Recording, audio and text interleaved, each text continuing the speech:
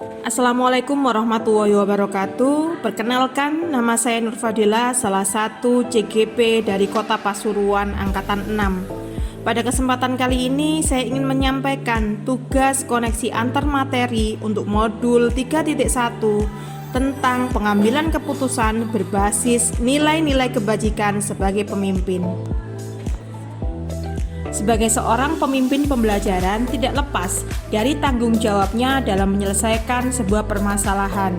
Hal ini tidak lepas dari pemikiran Ki Hajar Dewantara khususnya untuk Triloka yang telah dicetuskannya, yaitu Engarso Sung Tulodo, di mana seorang pemimpin harus mampu memberikan suri tauladan atau contoh kepada sebuah komunitas. Yang kedua, Ing Madya Mangun Karso, artinya seorang pemimpin saat beliau ada di tengah-tengah, mereka harus mampu membangkitkan, membakar, menggugah semangat dari sebuah komunitas. Yang ketiga, Tutwuri Handayani, di mana seseorang harus bisa memberikan dorongan moral dan semangat kerja dari belakang komunitas itu sendiri. Oleh karenanya, penting sekali dalam pengambilan keputusan saat kita berada di posisi-posisi tertentu, kita wajib menjadi suri tauladan, penyemangat, serta sebagai penggugah semangat dari komunitas kita sendiri. Dalam proses pengambilan keputusan, seorang pemimpin pembelajaran bisa menerapkan keterampilan coaching. Keterampilan coaching bisa memberikan dampak yang efektif dalam proses komunikasi.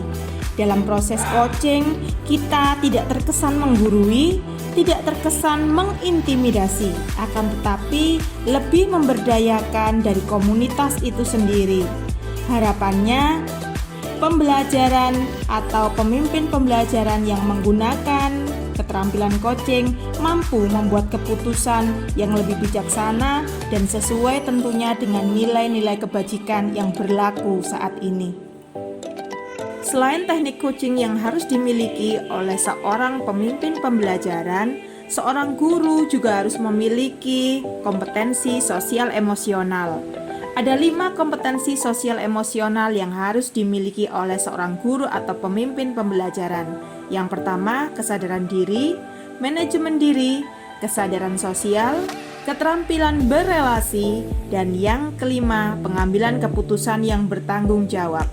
Harapannya, setiap pengambilan keputusan, khususnya untuk kasus dilema etika, seorang pemimpin pembelajaran menggunakan kompetensi sosial yang dimiliki, sehingga proses pengambilan keputusan tidak hanya sekedar dari sudut pandang dari pemimpin itu sendiri, akan tetapi melibatkan proses-proses yang perlu dilalui oleh seorang pemimpin.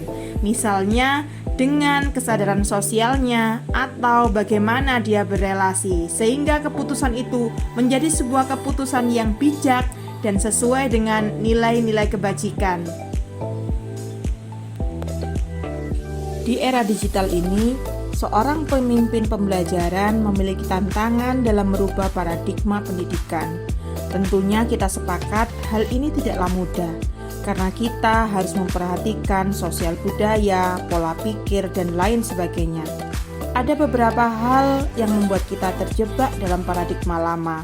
Yang pertama, terjebak dalam masa lalu, dan cenderung berpikir berbasis kekurangan, sehingga kita tidak mampu melihat aset apa saja yang ada dalam komunitas kita.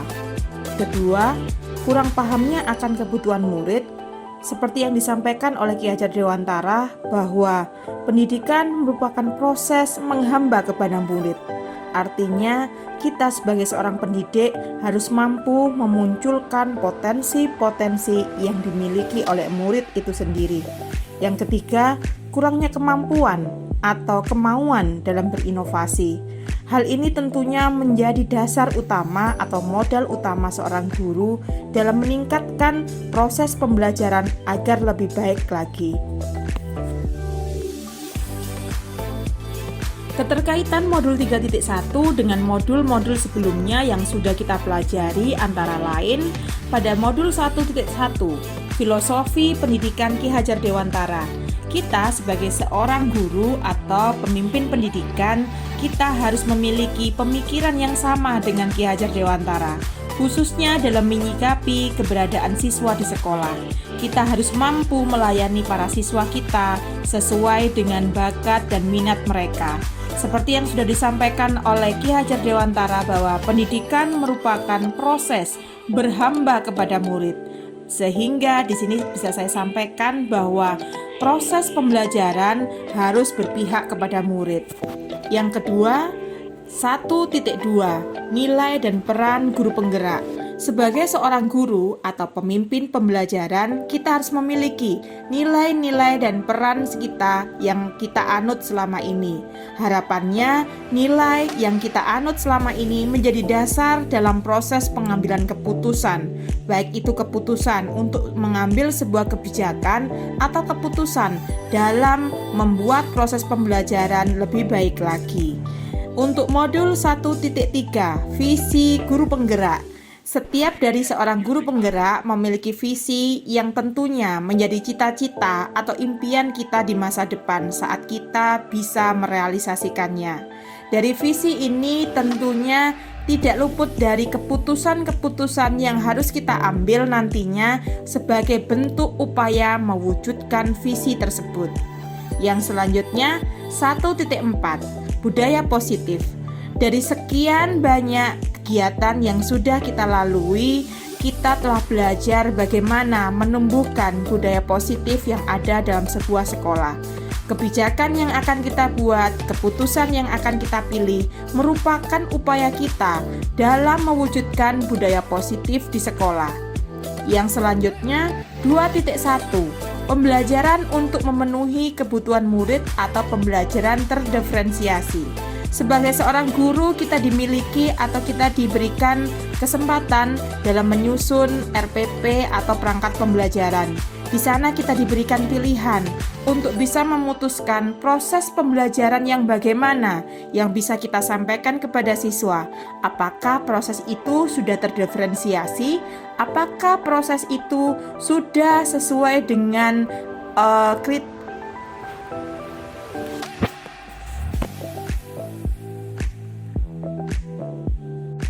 Modul selanjutnya yaitu modul 2.1, yaitu pembelajaran untuk memenuhi kebutuhan murid, di mana kita sebagai guru diberikan kesempatan untuk bisa merancang sebuah proses pembelajaran yang terdiferensiasi, di mana dalam proses terdiferensiasi itu kita harus melihat bagaimana gaya belajar yang dimiliki oleh setiap siswa. Dan kita perlu juga mengetahui bagaimana potensi yang dimiliki oleh siswa, sehingga dalam proses pembelajaran kita mampu memutuskan keputusan yang lebih bijak dalam memberlakukan proses pembelajaran di kelas. Modul selanjutnya 2.2 KSE dan PSE.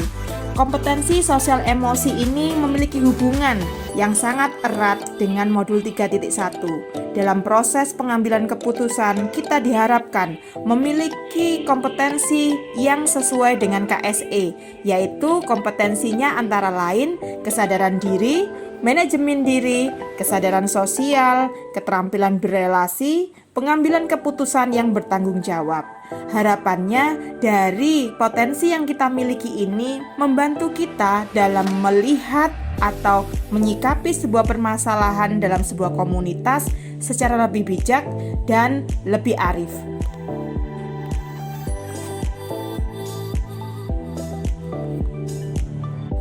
Modul yang terakhir yakni modul 2.3, yaitu modul di mana keterampilan ini sangat diperlukan dalam menunjang pelaksanaan pengambilan keputusan, yaitu coaching untuk supervisi akademik.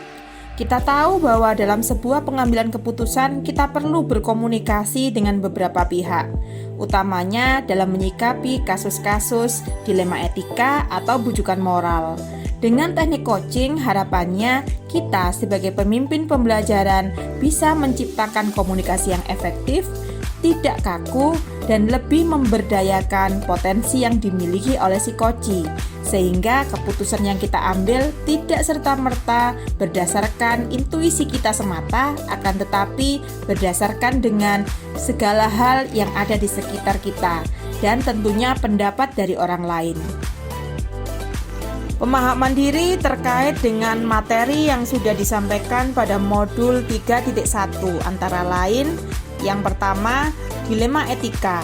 Dilema etika merupakan kondisi di mana seorang pemimpin mengalami kebingungan dalam memutuskan atau menyikapi sebuah permasalahan karena muatan di dalamnya adalah benar melawan benar.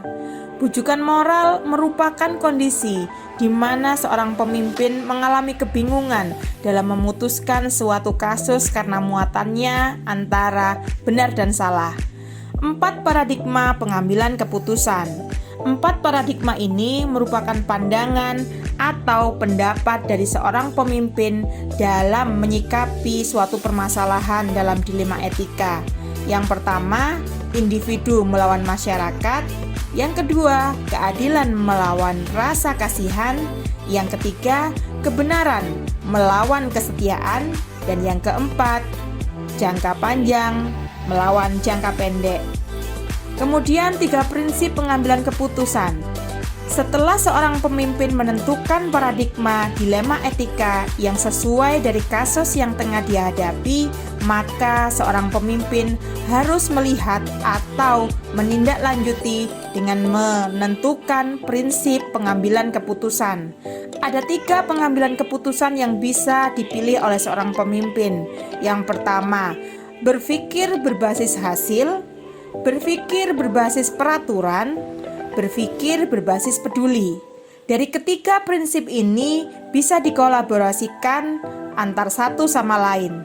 Yang terakhir adalah 9 langkah pengujian keputusan. Setelah seorang pemimpin telah menentukan paradigma dilema etikanya, kemudian menentukan kira-kira prinsip apa yang dianut dalam proses pengambilan keputusan, selanjutnya dilanjutkan dengan 9 langkah pengujian dari keputusan itu sendiri. Harapannya dari 9 langkah ini mampu membuat mantap dari sebuah keputusan yang diambil seorang pemimpin.